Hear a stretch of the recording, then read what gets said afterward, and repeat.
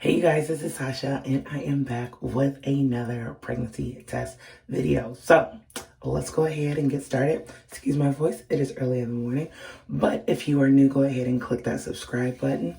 It's been a lot of things to update on. I'm going to chit chat while we take this test. So you know I got my good old faithful recent pregnancy test. Let's jump into it.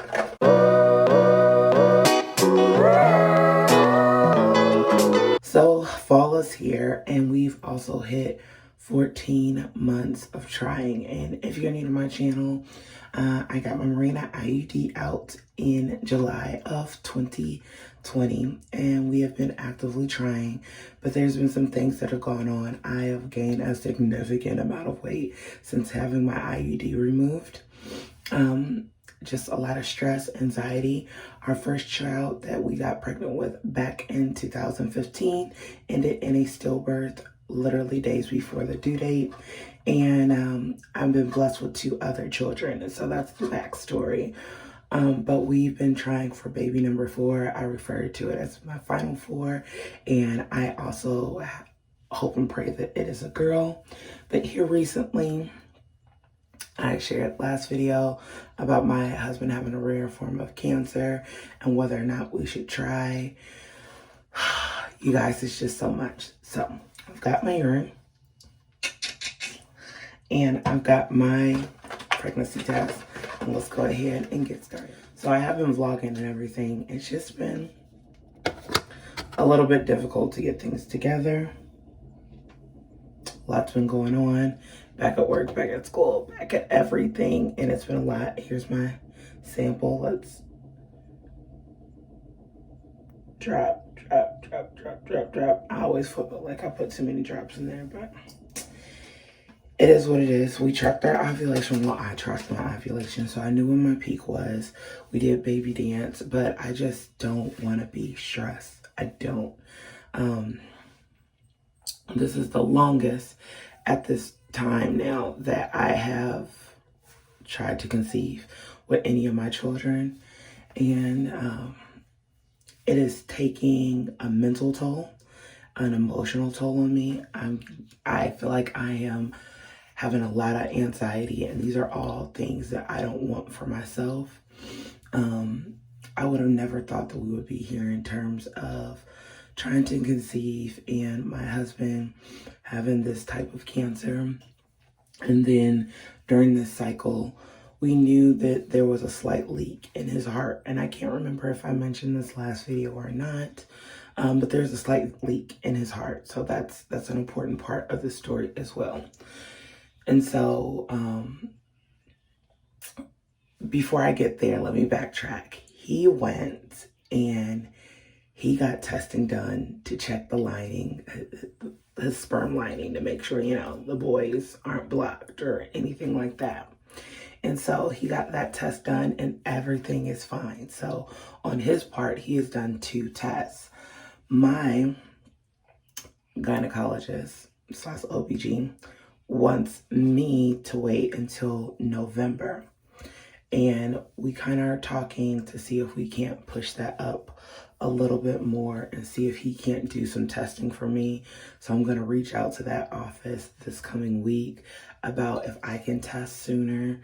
And the main reason why we want to test sooner is because that slight leak in my husband's valve will require him to get open heart surgery.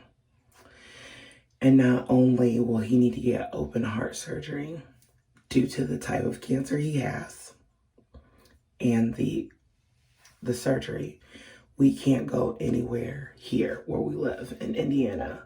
The closest option is either the Cleveland Clinic in Ohio or the Mayo Clinic in Rochester, Minnesota. And naturally for us, I want to go who has the most published research on not just the surgery he would need, because he needs a team of people just to make sure everything is okay between the neuroendocrine tumors and his heart valve. But I want to make sure that they have come out with the latest advancements with the nets, with the type of cancer that he has. And so when it came down to it, that's the Mayo Clinic. And that's a good length of time away from us. I'm working, so like arranging with my supervisor. All those various things have been a huge piece of why I've been absent, as well as when I tell you I've been working overload as a teacher because of the shortage, your girl's been working. I've been working to the point where I'm easily working 50 to 60 hours every week.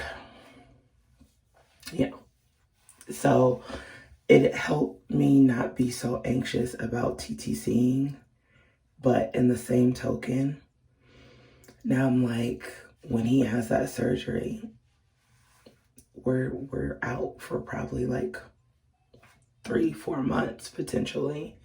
And I have a lot of mixed feelings about it, you guys. I'm not gonna lie. I'm not gonna act like I'm not sad.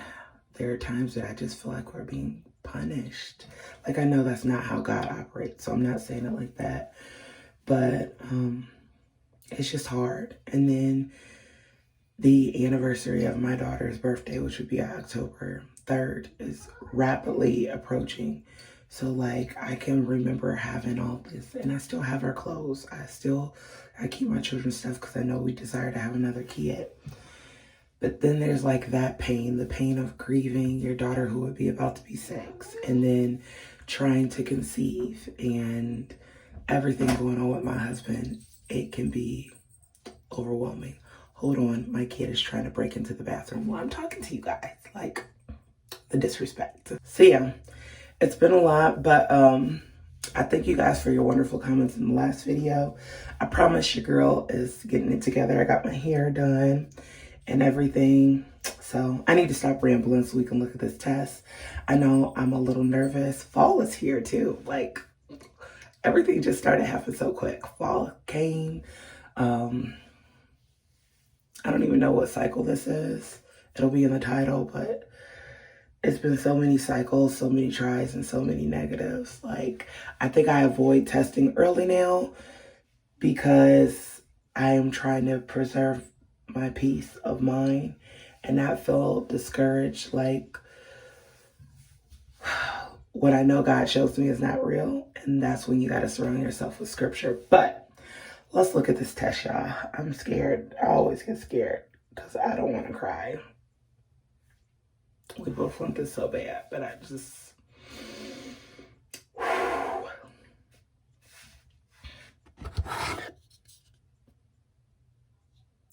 So I can't see it right now. So you guys are seeing it for...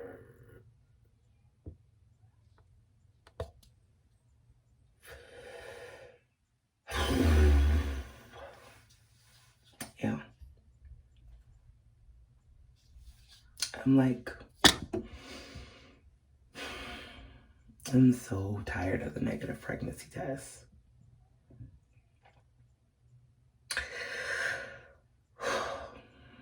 And I know there's other things I could be working on, like getting my weight down, helping manage my anxiety. I just feel like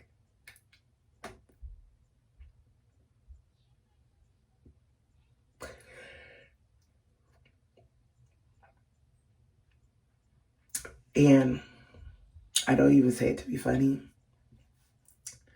I honestly don't know which feeling is worse. Is it having been pregnant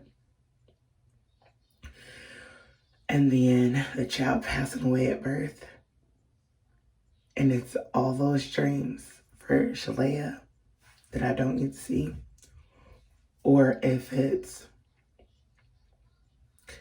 the dream of having more children and maybe that option isn't for us. Like, I honestly don't know which one is worse right now.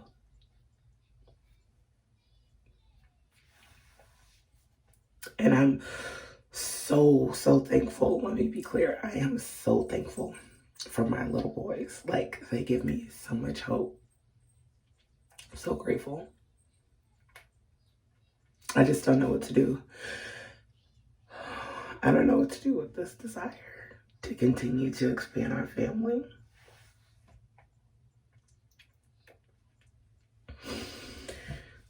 So yeah, that's why I don't have so many pregnancy videos, because when I tell y'all,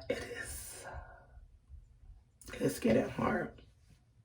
Like, we're in the second year of trying to conceive, and we got all this stuff going on.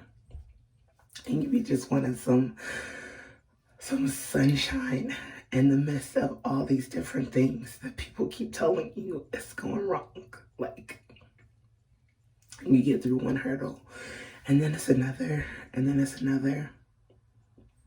And I know people are like, why don't y'all go to a fertility clinic? That is a whole 2 hours away from us the other direction. And we're trying to use all our time right now to make sure that we're prepared for him and his surgery. But whatever prayers y'all got in the atmosphere, please send them, because I'm trying to keep it together. I'm trying to stay hopeful. I remember God's word. And I know it gets better, but this season it's rough. It's always rough for me. It was rough if you were watching my stuff last year this time. It was just, it was a little rough.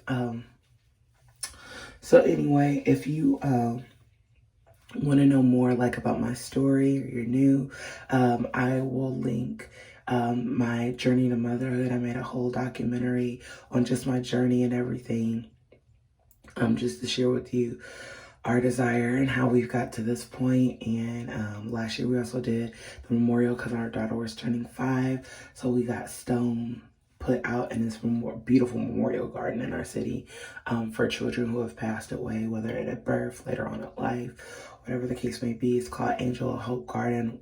It's such a beautiful place.